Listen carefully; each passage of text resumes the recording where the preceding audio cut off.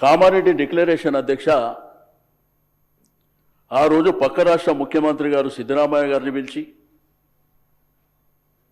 అలవిగానటువంటి హామీలన్నీ ఇచ్చి 42% రిజర్వేషన్ ఇస్తామని, కాంట్రాక్టులలో 42% ఇస్తామని, రాజకీయ ప్రాతినిధ్యంలో అవకాశాలు ఇస్తామని, బడ్జెట్ కూడా సంవత్సరానికి 20,000 కోట్ల రూపాయలు ఇస్తామని, దాంతోపాటు సబ్ ప్లాన్ ఇవన్నీ ఇంప్లిమెంట్ చేస్తామని చెప్పి మీరు అధికారంలోకి వచ్చారు. సరే, మా వాళ్ళు మోసపోయినరు, నమ్మినరు, ఓటేసినరు. మరి ఇప్పుడు బాధపడేటువంటి పరిస్థితిలో ఉన్నమాట వాస్తవం. అయితే 42% రిజర్వేషన్ విషయంలో కూడా అధ్యక్ష, గతంలో అనేకమైనటువంటి ప్రభుత్వాలు సమైక్య ఆంధ్రప్రదేశ్ రాష్ట్రంలో కావచ్చు, తెలంగాణ రాష్ట్రంలో కావచ్చు, తీర్మానాలు చేసి రాష్ట్రపతి గారికి పంపించి పార్లమెంట్లో మరి 9th షెడ్యూల్లో పెట్టాలనేటువంటిది అందరూ ముఖ్యమంత్రులు చేశారు. 2 ప్రభుత్వాలు వాళ్ళు 10 సంవత్సరాలలో ఖర్చు పెట్టింది బీసీల మీద 120 కోట్ల రూపాయలు. రెండోది ఇంకొక పార్టీ ప్రభుత్వంలోకి వచ్చినప్పుడు 16,000 కోట్ల రూపాయలు ఖర్చు పెట్టారు 10 ఏళ్ళకు.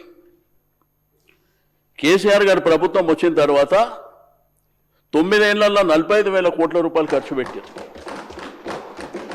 రెండోది చట్టసభల్లో వాళ్ళకు ప్రాతినిధ్యం ఉండాలని చెప్పి ఏదైతే పవిత్రంగా భావించేటువంటి ఈ శాసనసభ స్పీకరు బీసీ బిడ్డను కూర్చోబెట్టాడు కేసీఆర్ గారు.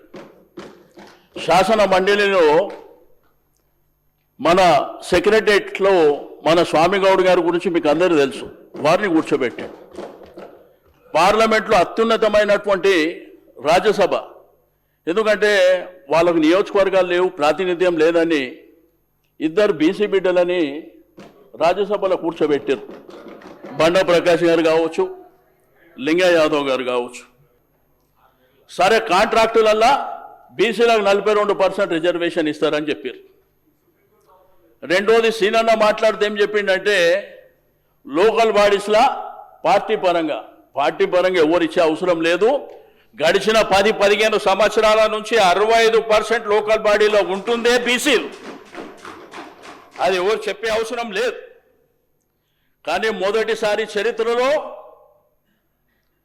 జనరల్ సీట్లలో బీసీలు గెలిచిందంటే ఇది దేనికి సంకేతం పోతుందో ఒకసారి గుర్తుపెట్టుకోవాల్సినటువంటి అవసరం ఉన్నది. ప్రపంచంలో ఎన్నో ఉద్యమాలు జరిగినాయి. తెలంగాణ ఉద్యమాన్ని మన కళ్ళారా చూసిన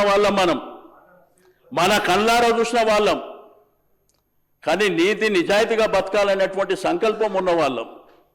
నమ్మించి మోసం చేయకండి, గొంతు కోయకండి. మీరు ఏదైతే చేస్తామంటున్నారో అది చేయండి. అదేమో 9th షెడ్యూల్లో జరగదు. మీరు బీజేపీ వాళ్ళని ఎందుకు అన్నారంటే వాళ్ళు హామీ ఇయ్యలే, మీరిచ్చారు. తెలిసి కావాలని మోసం చేయాలని